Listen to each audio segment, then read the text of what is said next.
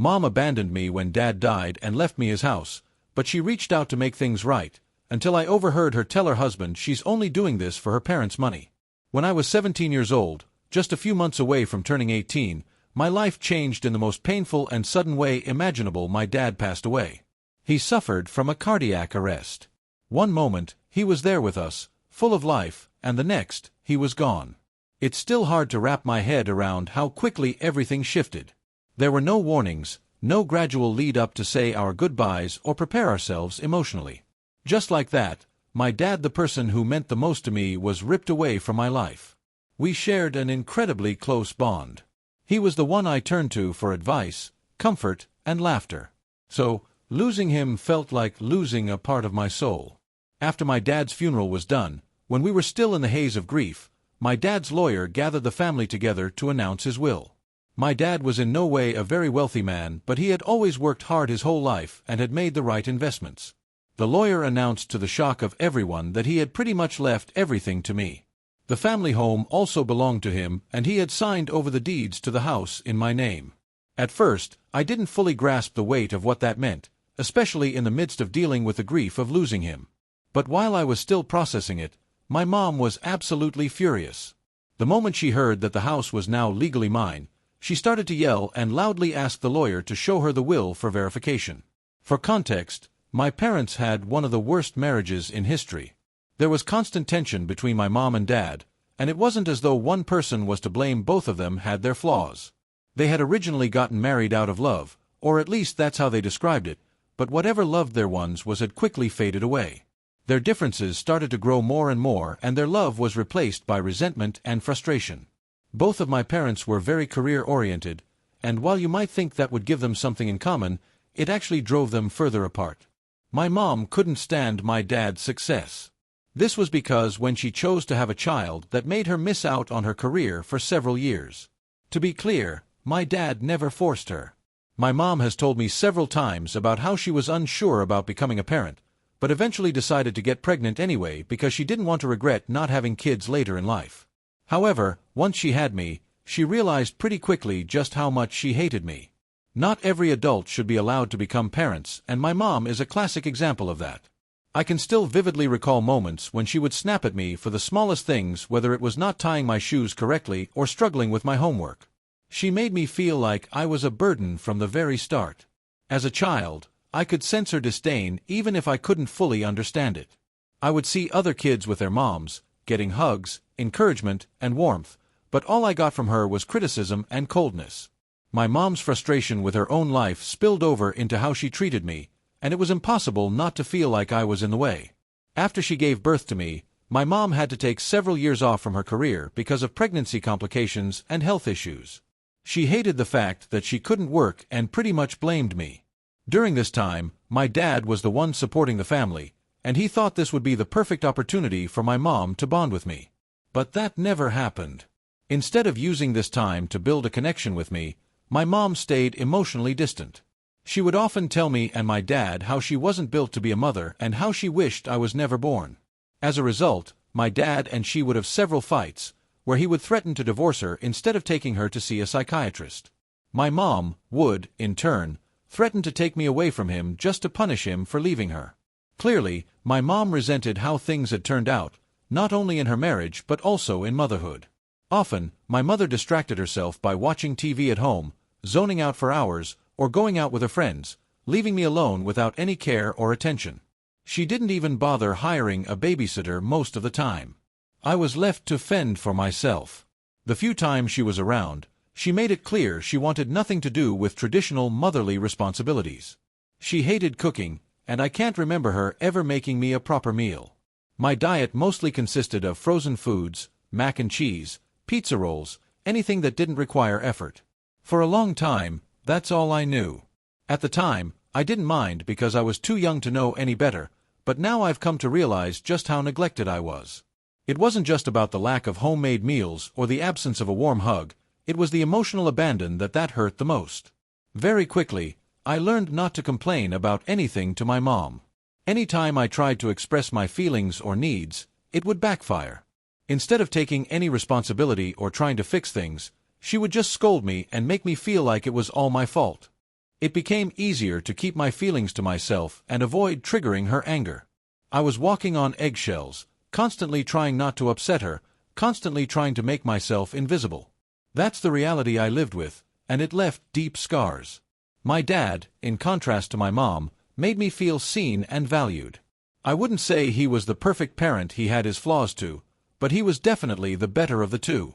Unlike my mom, he actually enjoyed spending time with me, and I never got the sense that he was doing it out of some sense of obligation. He genuinely cared about being present in my life, and that made all the difference. As I started growing up, things changed in our household. My mom eventually went back to work, but she never quite regained the same prestigious position she had before she took time off. She hated starting from the bottom again, having to rebuild her career when she felt she had already paid her dues. In some ways, I could understand her frustration losing years of career progress and feeling like she was trapped by her circumstances, but that didn't make it any easier to be on the receiving end of her resentment. When my mom resumed working, I ended up spending a lot of time alone after school. I'd come home, make myself a simple lunch, and finish my homework. It became routine, and honestly, I was used to fending for myself by that point.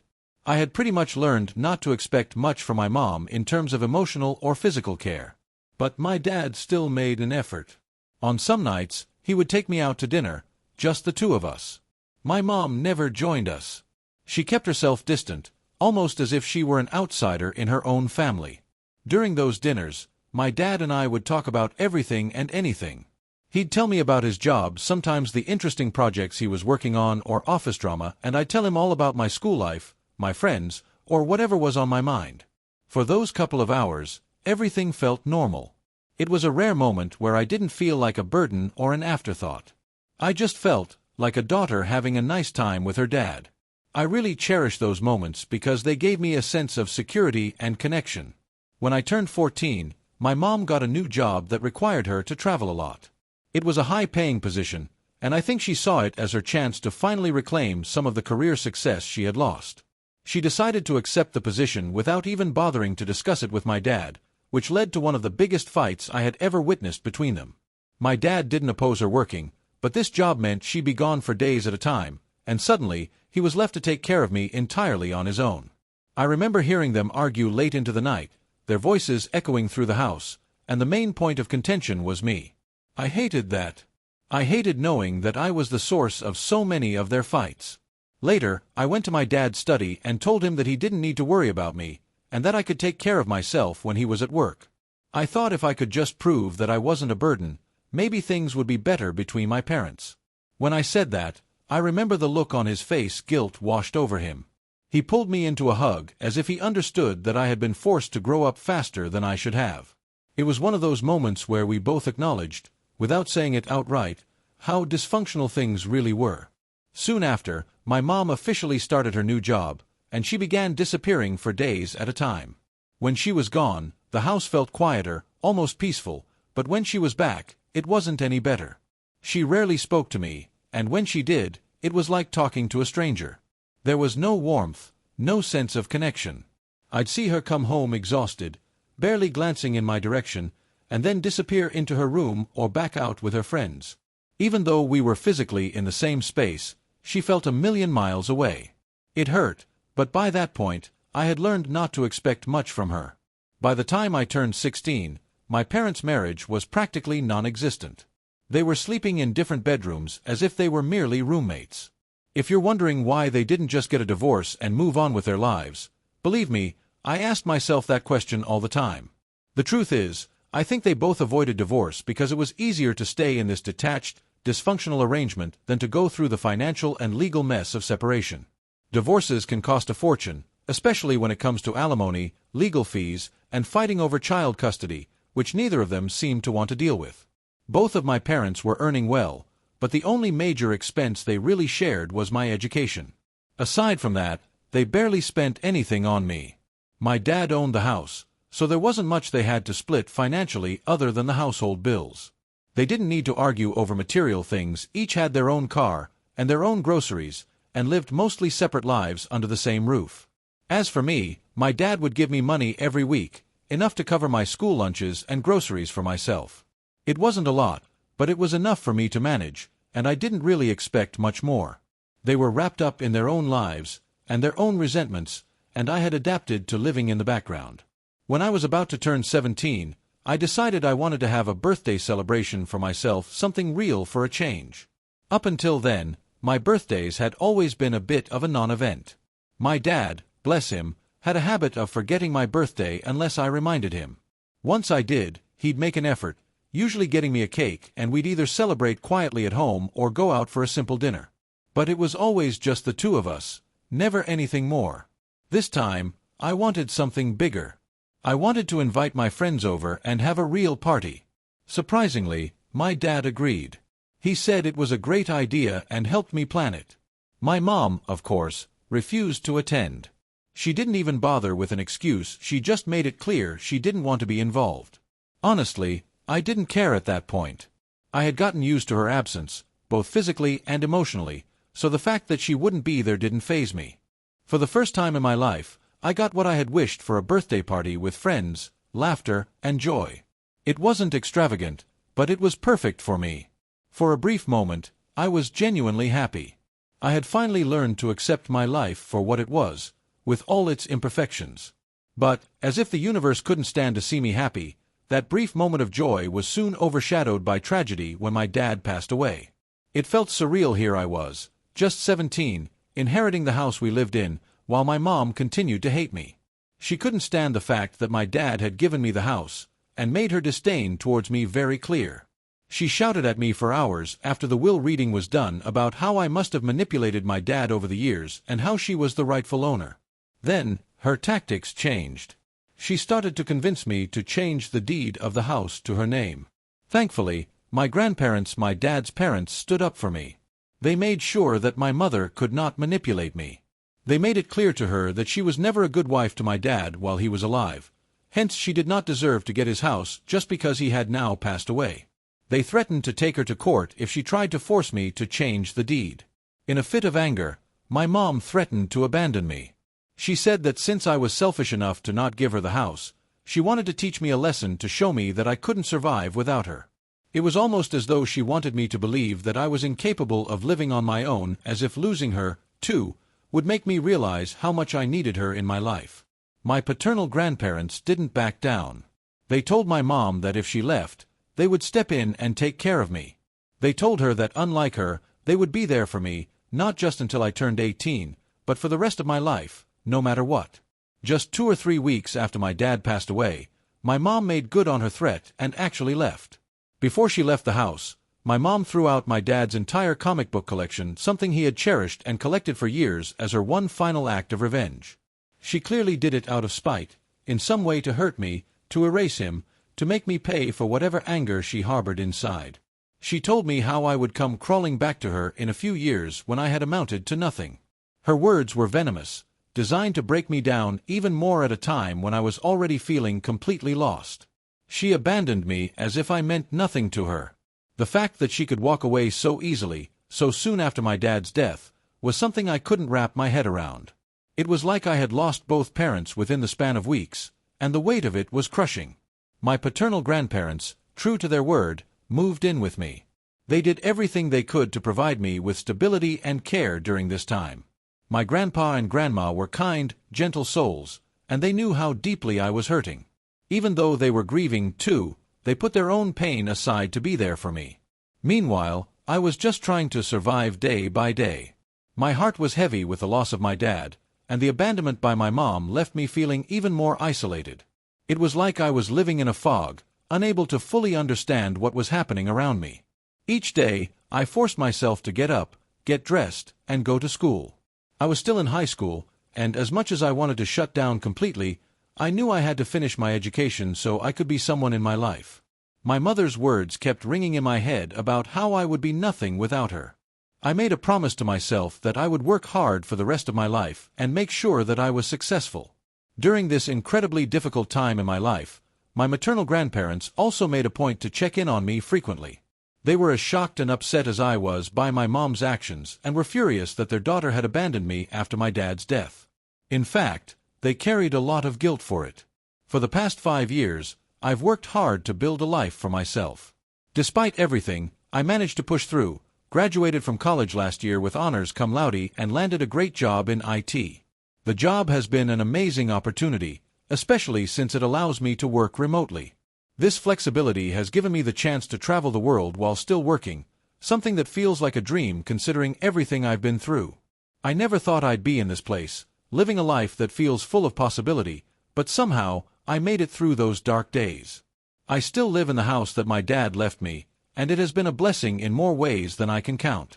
Not only did it provide me with stability during college, but it also allowed me to save a significant amount of money that I would have otherwise spent on rent. The money my dad had left for me and some more financial help from my paternal grandparents helped me get through college without any student loans. After getting my job, I've been slowly renovating the house, room by room, to make it more of my own. Each update in the house feels like I'm reclaiming and putting my own stamp on the place that holds so many memories, both good and bad. My paternal grandparents, though they've moved back to their own home now, continue to check in on me regularly. I visit them as often as I can, and our bond remains strong. I'll always be grateful to them for stepping in when I needed them the most. As for my mom, she had never contacted me once in all these years. I did hear bits and pieces from cousins on her side of the family, and from what I've gathered, she has never regretted her decision to walk away from me. I also heard through the grapevine that she got remarried and is now living a very extravagant life with her new husband. I suppose in the end, she got everything she ever wanted: a life free from responsibility, living on her own terms. Last week, out of nowhere, my mom reached out to me for the first time in 5 years. She started with an email. She probably got my email address from my LinkedIn or maybe through someone. In the email, she wrote about how she wanted to talk, saying she had missed bonding with me all these years. When I saw her name in my inbox, I didn't feel anything: no anger, no sadness, no longing. If this had happened 5 years ago, I probably would have been desperate for her attention, craving her approval, and jumping at the chance to reconnect. Back then, I would have done anything to get her love. But now, it was like reading an email from a stranger. Her words didn't stir any emotions in me. If anything, I felt irritated just seeing her message. So I made the choice not to reply. After that, she began calling me incessantly. I have no idea how she got my number. Maybe one of my cousins gave it to her, but she left me several voicemails. In each one, she talked about how much she would love to meet and reconnect. I ignored every single one.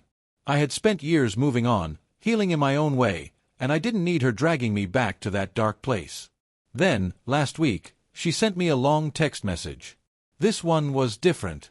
She said that she truly regretted everything she had done and that she wanted to just meet up and apologize. She claimed she had done some serious thinking over the past few years and now wanted to make things right with me. I would be lying if I said I wasn't a bit curious after reading that message. For the first time, she seemed to be taking accountability for her action, something she had never done before. I wasn't ready to forgive her, but I did wonder what had caused this sudden change of heart. Was she really sorry? Could she actually mean it? Or was this just another selfish ploy to ease her own guilt? The next time she called, I picked up. Her persistence was starting to get under my skin, and I wanted to know what she really wanted. So, when I answered, I bluntly asked her what it was that she wanted from me. I told my mom to speak quickly and made it clear that if she didn't have something worthwhile to say, I'd block her and be done with it all in the next 5 minutes. She immediately panicked, begging me not to cut her off. Her voice cracked as she said she missed me, and now that she was older, she hated herself for everything she had done. I could hear the desperation in her voice as she apologized over and over, telling me she had finally realized the gravity of her actions. She went on to say that she understood if I didn't want to have a relationship with her. That much was obvious. But what she really wanted, she claimed, was just to meet with me. She said she wanted to explain why she had done what she did all those years ago, as if there could possibly be any explanation that would justify abandoning me. I couldn't help but scoff. I had heard enough excuses from her to last a lifetime. I told her I had already made peace with the way things were, and that I had accepted everything without needing any closure from her. I didn't need to know her reasons. I didn't care. But she kept pushing me to at least have dinner with her. She promised that if I didn't like what she had to say, I could walk away and block her, and she would never bother me again. Her desperation was almost unsettling. It didn't sit right with me. Something felt off. Why now? Why, after 5 years of silence, was she suddenly so eager to make amends? The same woman who cursed me and told me I would amount to nothing had now resurfaced, begging for one chance to explain herself. I couldn't shake the feeling that there was something more to this sudden change of heart. It all seemed too calculated, too sudden, as if she had some ulterior motive. I couldn't put my finger on it, but I smelled something fishy. Despite my better judgment, I decided to play along. I just wanted to see what this was really about. So, begrudgingly, I agreed to have dinner with her and her new husband. The dinner was at my mom's new place, and it was clear from the moment I stepped inside that she was living a completely different life. The house was incredibly posh, decorated with lavish furniture, expensive art, and elegant touches everywhere. Her new husband, Bill, seemed warm and friendly enough. He introduced himself politely, and we made small talk, but the whole atmosphere felt awkward, like there was this giant unspoken tension between us. During dinner, when I excused myself to go to the washroom, I couldn't help but notice the bedrooms as I passed by. They were beautifully decorated, almost as if they were from a high-end catalog. What caught my attention even more were the photos lining the walls, pictures of my mom and Bill smiling together, traveling to exotic locations around the world. They seemed happy and carefree. Seeing that made me sad. She was never like that with me and my dad. I had never seen her smile like that with us. The contrast hit me harder than I expected, and I stirred up feelings I thought I had buried. As I was walking back from the washroom, I heard my mom and Bill talking in low voices. They hadn't noticed I was coming, so I paused, curious, trying to listen to what they were talking about. This is when I heard my mom telling Bill how much she hated seeing me and how much I reminded her so much of Dad. My stomach dropped. Bill was trying to console her, but she just kept going, complaining that she wished she didn't have to go through with this whole dinner. Impulsively, I pulled out my phone and started recording. I don't even know why. Maybe it was just a reflex, like part of me wanted proof of how vile she really was. Maybe I thought I'd watch it later to fully process what was happening. Either way, I hit record. That's when I heard my mom tell Bill that if it weren't for her parents insisting that she reconnect with me, she never would have reached out. She went on to say that she hated her parents for pushing her to do this and that she was only going through the motions to secure her inheritance from them because of their conditions. Hearing her say those words, hearing that this dinner, this whole charade, was just a means to an end for her, made everything click. It all made sense now. My mom hadn't suddenly developed a conscience, she hadn't done any deep reflection, and she certainly didn't regret abandoning me. My instincts had been right all along. I stood there for a moment, frozen, my heart racing. I had suspected something was off, but hearing her say she hated being around me, that she didn't want to be doing this, cut deeper than I thought it would. After all these years, after everything, she was still the same selfish person who only cared about herself. I turned off the recording and walked out. The moment she saw me, she fell silent. Without saying a word, I thanked Bill for dinner and headed for the door, ignoring my mother as she kept calling after me, asking why I was leaving so abruptly. Later, she messaged me, accusing me of embarrassing her in front of her husband and wishing I could just be more open with her, because, after all, she's my mother. I'm absolutely furious with her and haven't texted her back. Ida for walking off in the middle of dinner after what I heard my mother talk about? Update 1. I want to clarify that the reason I didn't confront my mother right then and there in her house after what I heard is that I've always accepted her for who she is. It didn't really surprise me, to be honest. I knew she had an ulterior motive all along, and I was right. I'm actually glad I met with her and got that recording. I plan to confront my maternal grandparents with it tomorrow and get to the bottom of things. Update 2. So, I met with my maternal grandparents and shared everything with them. At first, they were pleasantly surprised that my mother wanted to reconnect with me. But once I played the recording of her telling Bill that her only motive was the inheritance, their expressions quickly changed. My grandfather looked furious, while my grandmother apologized to me. She confessed that they had been discussing their will recently and had made it clear to my mother, 2 months ago, that they didn't want to leave anything to her because they were too disappointed in her after she had abandoned me. Instead, the inheritance would go to their older children. My mother had begged them to reconsider, and that's when my grandfather told her that if she reconnected with me, she could be included in the will. In her desperation, she had decided to reach out to me. I shook my head as my grandfather awkwardly apologized and said he thought it was a good idea at the time.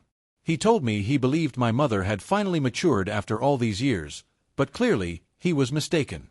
I told him not to blame and that he and my grandmother should have known better. My mother is just self-centered. Thankfully, I wasn't fooled and caught her right at the start. My grandfather promised me that instead of giving my mother her share of the inheritance, he was going to give it to me instead. Update 3. After my talk with my maternal grandparents, it wasn't even a day before my mother called, screaming at me. I hadn't blocked her on purpose. I knew this was my chance to get my revenge on her and unload everything. She yelled at me for exposing her to her parents and claimed I should have talked to her first.